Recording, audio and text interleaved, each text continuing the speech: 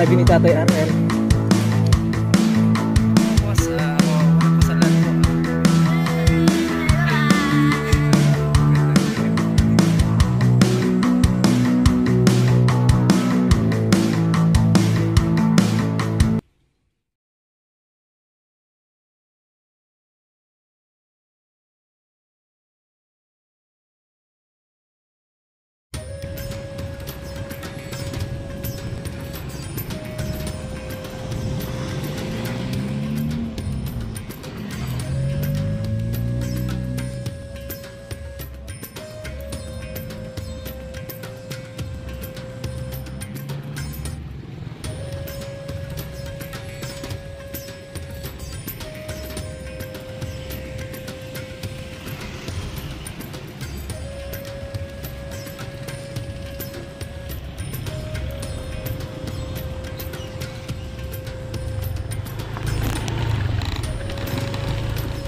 Good morning po. Pwede pong welcome sa Welcome Training Guy. Ayun po mga boss, nandito po tayo ngayon. Anong lugar to, sir? Ano pong lugar? Barbuntibag. Sakop po ng Tarlac, sir, no?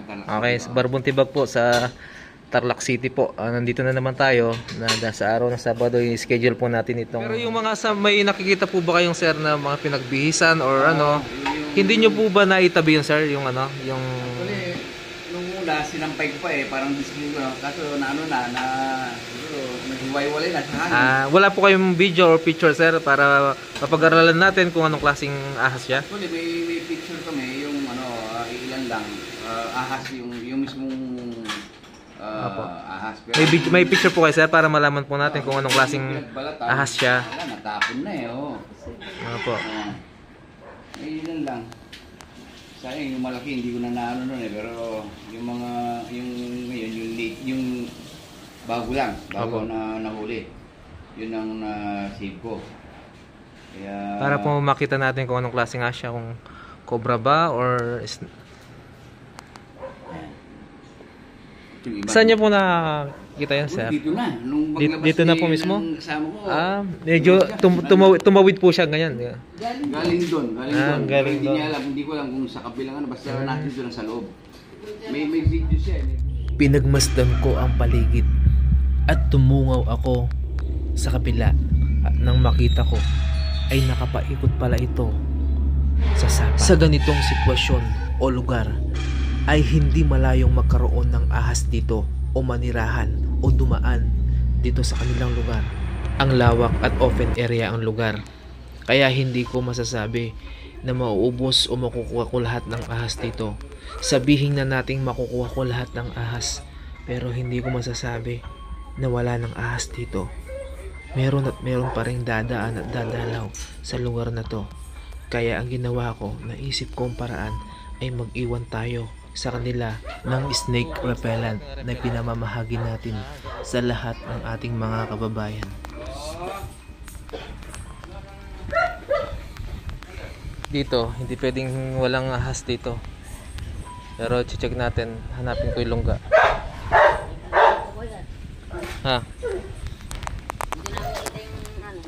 Saan? Yan yung pinagbihisan dyan. Oo, kasi ano siya okay, wala siyang pinagdaanan dito. Kailangan niya may snake repellent Yung mga boss, medyo malinis naman dito sa kanilang farm. Ngayon, naghahanap tayo ng mga pinagdaanan o pinagbakasan po kung meron nga pong dumadaan ditong ahas. Kasi may nakita daw po sila ng ahas. Medyo nababahala sila at takot dahil hindi pwedeng hindi makaahas po rito. Lalo na po, yan, ilalim ng tulay. Tapos, yan, ilog, sapa, dumadaan yan. Siyempre, hindi natin maiwasan. Tapos, lalo na yung may mga aso dito. Tapos, mga boss, yan, yung amoy nila, yan ang gustong gusto nila mga boss. Kaya dito, sa kanilang mismo dito sa loob, siyempre pag nagwalis na sila, hindi na natin yan mapapansin kung may dumaan nga ba ng ahas o hindi. Pero umikot naman ako Umikot naman ako mga boss. Kung talaga may ahas dito. Hindi naman. Umikot naman po ako dito boss. Kasi nga para tingnan yung mga pinagdaanan. Pero wala po tayong nakita. Sobrang lawak po ng lugar mga boss. Ayan po.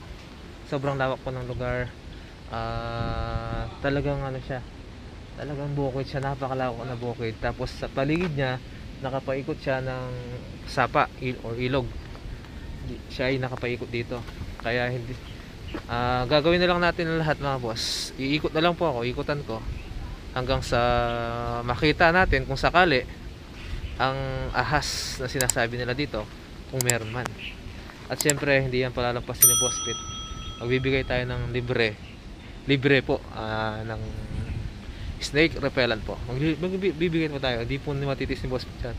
Para sa kanilang, para pantaboy po ito sa kanilang farm dito. Para makatulong po tayo sa mga ganitong paraan. Okay po mga boss, tayo may Ay, ang lungga? Yung yung tinuro sa akin ng ano. doon kasi nakita yung Bubusan natin ng snake repellent yun. Sige. Di ba, nagbibigay ako ng 3 snake repellent. Madadagdagan ko ng 3. Libre ko na yan para iwan ko na sa inyo yan. Okay. Sa ano na lang, bibigyan ko kayo. Yung lungga naman doon, so wala siyang pinagbakasan, so ibig sabihin hindi na siya pumasok doon at hindi na rin siya naninirahan doon. Ngayon gagawin ko lang, iikot na lang ako dyan, hanapin ko kung sakali basta may makita tayo pinagbakasan or ano. Sige sir, mag-iikot muna ako sir.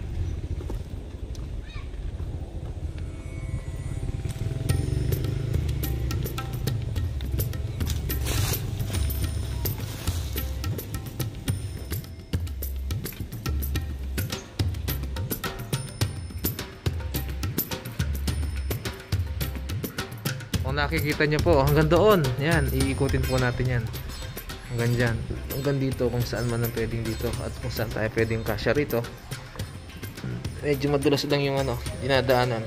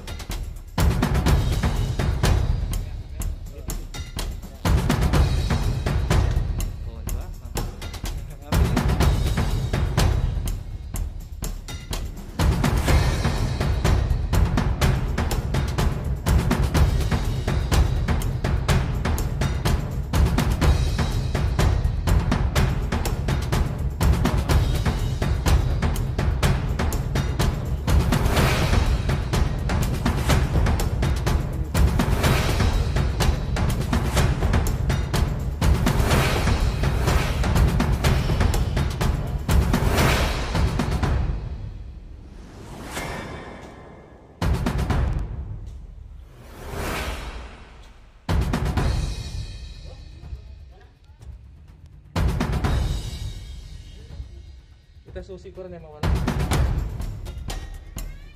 Ayan, pwede na. Ayan, pwede na.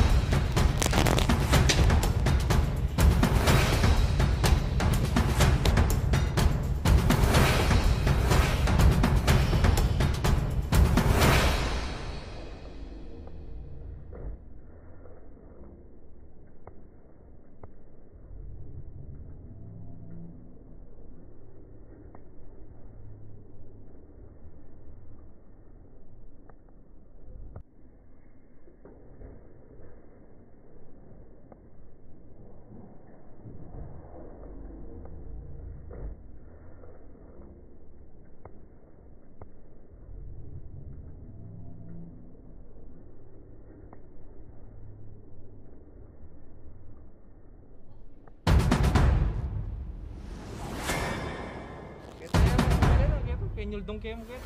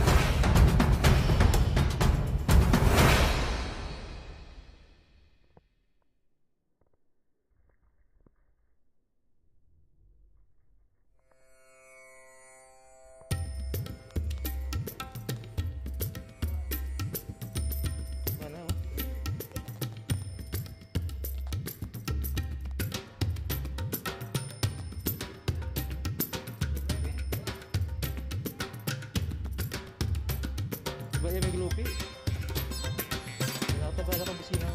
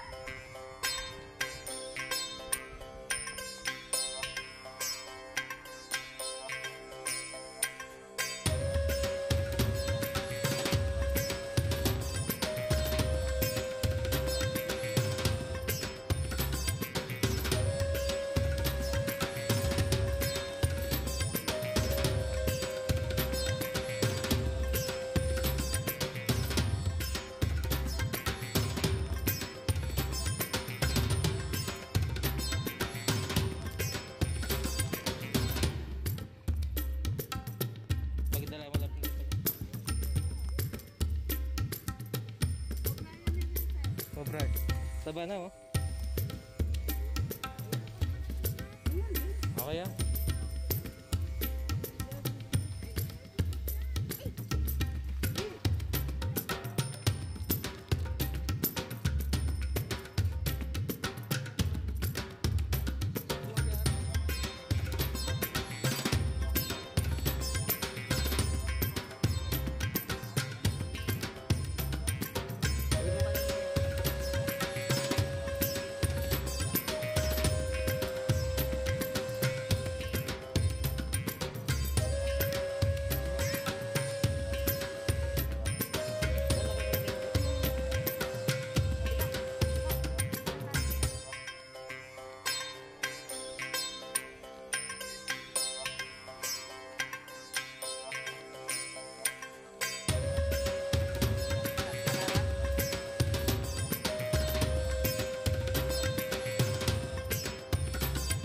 Toy! Tara na! Bibigyan ko kayo. Bibigyan ko kayo ng stick repellent. Pantabuil sa mga ahas. Bibigyan ko kayo. Halika. Bibigyan ko kayo. Ito pang tabu ito sa mga ahas, no? Ang capacity nito, isang ganito, 15 liters. 15 liters isang ganito. Tapos spray nyo. Boss Pits Oh, i-spray nyo sa kapaligiran, no? Spray sa kapaligiran para maiwas tayo sa ha?